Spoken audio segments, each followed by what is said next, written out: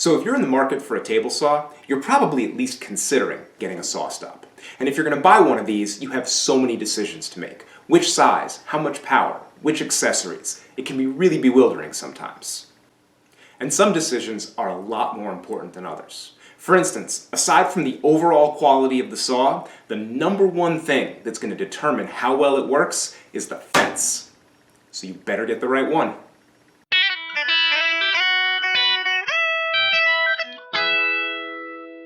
So this is the SawStop contractor saw, and it's unplugged or I wouldn't be this close to the blade. I've had this saw for 8 years and I love it. It's been perfect for woodworking as a hobby, and then as I've transitioned into doing woodwork as a business, this thing has still had all the capacity and power that I've needed. And when I first bought this saw, buying the cast iron table extensions and the mobile base maxed out the budget. There was no more money for a better fence and longer rails, so I decided to just go with what came with the saw. Now, on the internet forums, I heard horror stories about this fence. People said it was a piece of junk, they said that SawStop should be embarrassed to include it, that you should melt it down for scrap, and I was a little nervous when I got the saw together. But I assembled the saw, I assembled the fence, and then I was like, I don't know, seems fine, seems to work fine. And it does. Mostly. The fence does have a couple of shortcomings that make working with it a little bit challenging.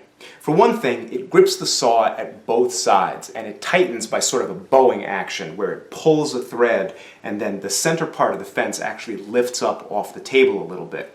This isn't a problem for the most part, but I work with a lot of thin sheet acrylic plastic like this, and when I have the saw in its locked position, these plastics will actually slide underneath, making it really difficult to rip them safely and accurately. So when I use this fence for these sorts of thin materials, I have to add an auxiliary fence to keep things working correctly. When I lock this fence down to use it, it usually works just fine. But because it grips on the front and the back, sometimes it's out of parallel with the blade when I move it and lock it down. And here's what happens. I have a piece of wood that I'm putting through, and it starts out the cut and everything's fine, but as I push the piece forward and I get to the back, you can see all of a sudden right there, the blade started to move, because the fence is actually closer to the blade on the back end than it is on the front end. Now when I'm actually using the saw, that usually doesn't make a big difference. I get a little bit more resistance and I have to push a little bit harder, which isn't the safest thing in the world, but the piece usually comes out perfectly parallel and it's not a problem. Although sometimes I do get long rips that aren't parallel, and I'm pretty sure the fence is the issue. The biggest problem I had with this fence is that about a year after I bought it, it broke. And it broke kind of badly. When the fence first came, it attached to the back end of the table using this black plastic U-shaped thing. I don't even know what to call it. And this is really just kind of a pivot point. It holds 4 screws together. But the holes where all the screws were seated, they all stripped out and snapped, and this thing became useless, and then the fence stopped working. And I think the problem is that they just used a poor material here. This looks to me like some sort of styrene, a very brittle plastic. Actually, hold on, let's see how brittle it is. Yeah, it's really brittle. Probably not a good choice for a high-stress part of the saw.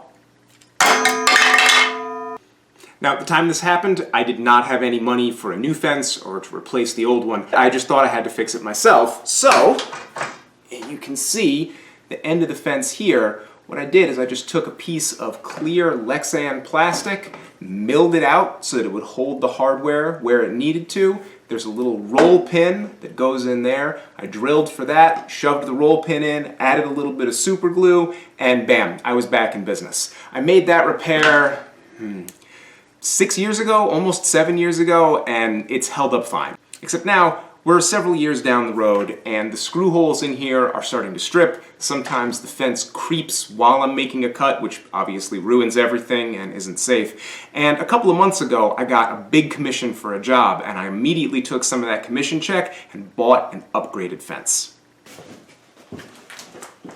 Okay, here's the new fence and rails that I got. And they've been sitting in my shop for about 8 months.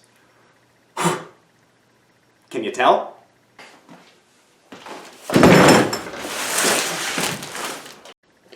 The people at SawStop definitely know how to pack a box, and it took me like a half an hour just to get all this stuff out of the packaging. Everything came through perfectly without a single scratch.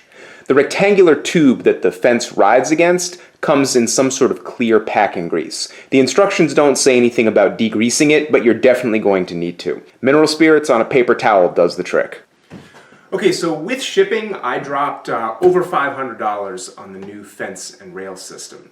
And first impression, I see why it costs so much money. The new fence is like a Sherman tank. It is, wow.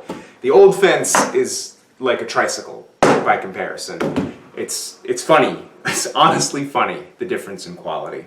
But now I've got these huge rails and a hardware pack and a surprisingly thick instruction manual just for the fence.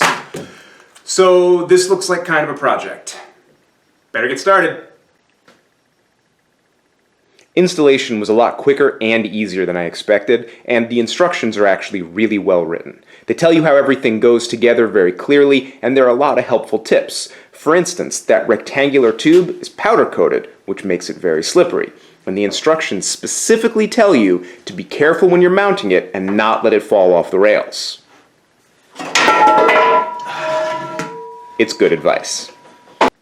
After the fence is installed, there's a lot of calibration that you need to do. One thing you need to do is make sure that the fence guide rulers actually match the fence's distance from the blade.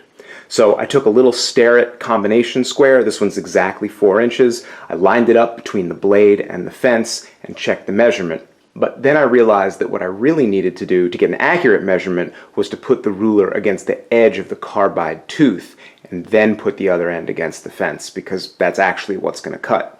And when I did that and checked it against the ruler, it was pretty far off, but it's easy to adjust. Just a couple of screws, move, retighten, done. Once I thought I had everything together and perfectly adjusted, I slid the fence all the way over to the right and then back again, and yeah. So that's a problem. The fence had to come off, the rails needed a little gentle persuasion.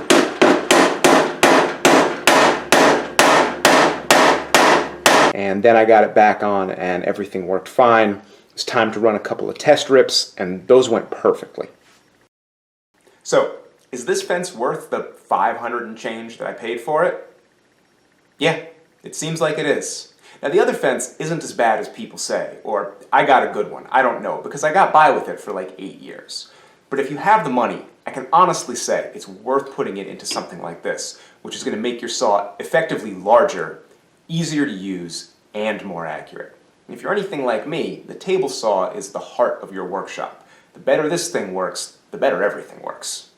Now, I can say that this is worth the money because I actually spent the money on it out of my own pocket.